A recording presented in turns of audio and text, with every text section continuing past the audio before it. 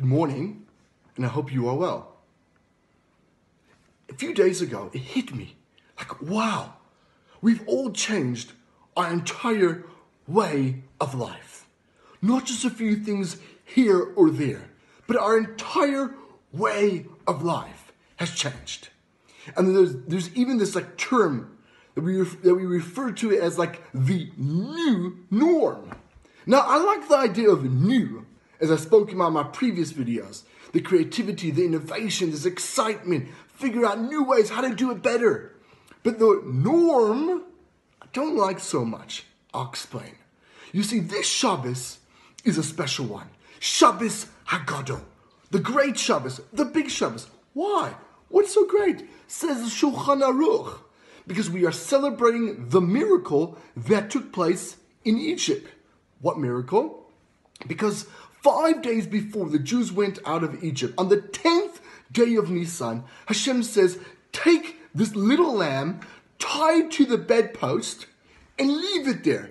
And in 4 days' time, you will slaughter it and bring it as a sacrifice for me. Why 4 days before? What's the need? Explains the Gemara. Because the Egyptian people would walk by the houses, see that little lamb over there. Hey Jew, what you doing with that lamb? Don't you know how special, how much those lambs mean to us? The Egyptian culture, we use them as our worship for God. Those mean a lot to us. What you doing with those lambs?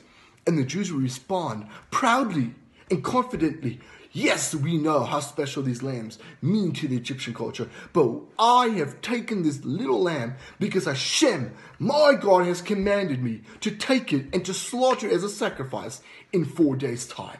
And the Egyptians would say nothing, full of anger, but would say nothing back to the Jews.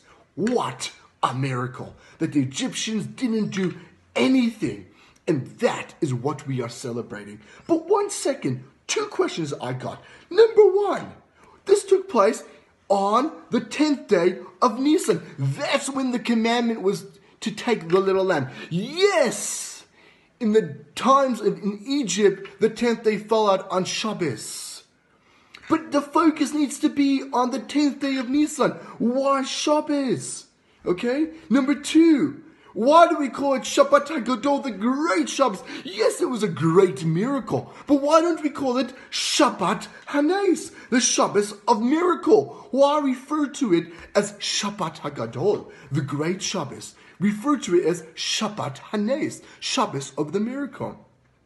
So I saw an answer that I heard from Rabbi Stern from Sydney Shul. And I thought we can just add on to it and just bring it into what's going on right now. And he says as follows, that what we are celebrating on this Shabbat HaGadol is not the miracle itself of the Egyptians saying nothing, but it's the greatness of the Jewish people, that they did what they felt was best and stood up to the norm of the society around them, of the culture around them. And they said, this is what I feel is the best thing to do with this little lamb, because my God commanded. I don't care what the norm around me is, that we don't use little lambs for sacrifices. We use them to worship gods. I will take it anyway.